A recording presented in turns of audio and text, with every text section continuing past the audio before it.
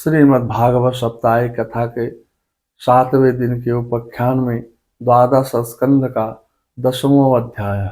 10वें अध्याय में मार्कंडेय जी को भगवान शंकर का वरदान। सूत जी कहते हैं, हे शौनकादिक ऋषियों, सा एवं अनुभेदम नारायणम विमृतम वैभवम योगमायस्तमेव शरणम यो। मार्कंडेय जी मुनि ने इस प्रकार नारायण निर्मित योग माया वैभव का अनुभव किया। अब यह निश्चय करके कि इस माया से मुक्त होने के लिए मायापद भगवान की शरण ही एकमात्र उपाय है। उन्हीं की शरण में स्थित हो गए गोस्वामी तुलसीदास बाबा श्री रामचरितमानस में यही भाव प्रकट करते हैं।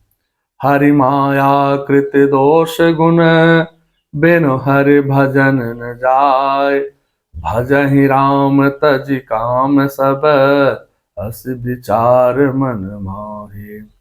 मार्कंडेय जी इस प्रकार शरणागत की भावना में तन्मय हो रहे थे। उसी समय भगवान शंकर पार्वती जी के साथ नंदी पर सवार होकर के आकाश मार्ग से विचरण करते हुए उधर आ निकले और मार्कंडेय जी की उसी अवस्था में देखा। उनके साथ उनके गण भी थे। जब भगवती पार्वती ने मार्कंडेय जी को ध्यान की अवस्था में देखा, तब उनका हृदय वत्सल स्नेह में उमड़ गया। उन्होंने शंकर जी को कहा, हे भगवान, आप मुन किस प्रकार ध्यान में तल्लीन हो रहे हैं। आप इन्हें अभिष्ट वर दे करके इनकी तपस्या का प्रत्यक्ष फल दीजिए। कोवर्षम तपसम साक्षात संसिद्धि संसिद्धो भगवानम। भगवान शंकर ने कहा, हे देवी, यह ब्रह्मलोक अथवा परलोक की कोई वास्तु नहीं है चाहते, और तो क्या है, इनके मन में मोक्ष की भी इच्छा नहीं है, क्योंकि उनको भगवान के चरणों की परम भक्त प्राप्त हो चुकी है। गोस्वामी जी सूतेश्वर के प्रसंग में यही भाव लिखते हैं।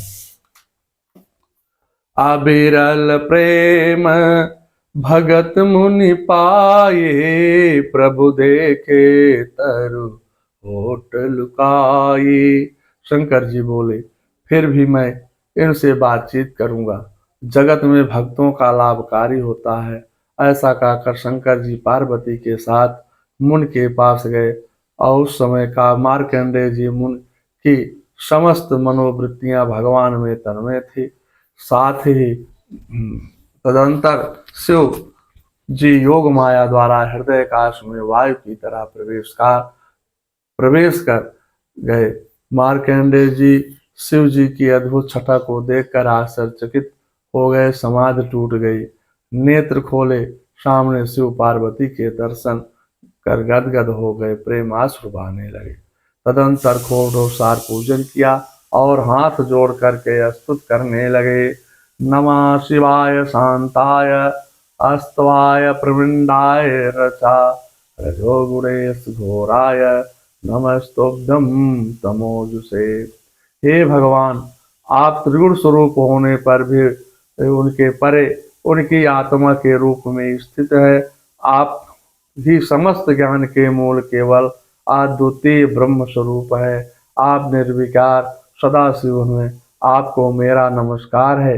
इस प्रकार मुनि ने नारायण शिव से एकता व्यक्त किया।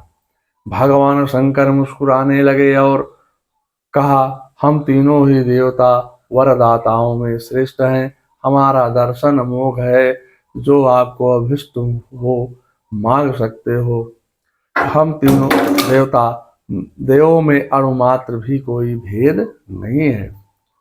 तीनों ही वैर रहित और समदृष्टि वाले हैं। ब्राह्मणों से बढ़कर इस लोक का कोई दूसरा देव नहीं है।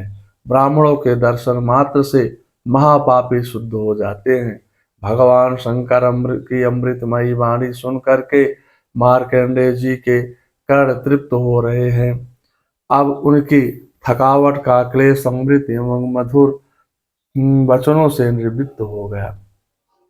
उन्होंने हाथ जोड़कर शंकर जी से कहा, हे भगवान, आप जगत के नियंता एवं साक्षात ईश्वर हैं।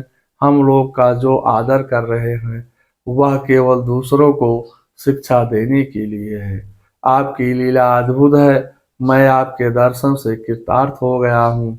मैं आपके दर्शन प्राप्त करके कर लेने पर भी एक क्षण वर मांगता हूँ, एक वर मांगता हूँ। यह है कि भगवान में, उनके शरणागत भक्तों में और आप में मेरी अविचर भक्त सदा बनी रहे। वरमेकं हृदे तथा पूर्णां कामाभिर्षणात् भगवत्यं च्युतां भक्ते तद्धरेशं तया तुहे। यह सुनकर भगवान शंकर अत्यंत प्रसन्न होकर के बोले, हे महर्षि, तथास्तु, ऐसा ही होगा। कल्प प्रयत्न तुम ही इसी प्रकार अजमर अमर बने रहोगे। तुम्हें तीनों कालों का ज्ञान होगा। तुम्हारा ब्रह्म तेज अक्षुण होगा। तुम्हें पुराणों का आचारत्व भी प्राप्त होगा। इतना कहकर भगवान वहां से अंतर्ध्यान हो गए। सूत जी कहने लगे, हे शौनक जी, इस प्रकार त्रिलोचन भगवान शंकर मार्कंडेय जी मुनि को वर दे करके भगवती पार्वती से मार्कंडेय जी मुनि की तपस्या और उनके प्रलय संबंधी अनुभवों का वर्णन करते हुए वहां से चले गए। मार्कंडेय जी मुनि को उनके महायोग परम फल प्राप्त हो गया। वह भगवान के अन्य प्रेमी हो गए। मार्कंडेय जी ने भगवान के माया का जो प्रत्यक्ष वैभव देखा था और उनका अनुभव किया, उसका रहस्य मैंने यथावत वर्णन किया। माया देखने की इच्छा से भगवान ने उनके समक्ष प्रलय का अद्भुत दृश्य दिखाया। वह आकस्मिक प्रलय था, वास्तविक नहीं। हे शौनक जी, यह जो मार्कंडेय जी ने अनेक कल्पों का सृष्टि प्रलय का अनुभव किया, वह भगवान की माया का ही वैभव था और था तत्कालिक था। उन्हीं के लिए था, सर्वसाधारण के लिए नहीं।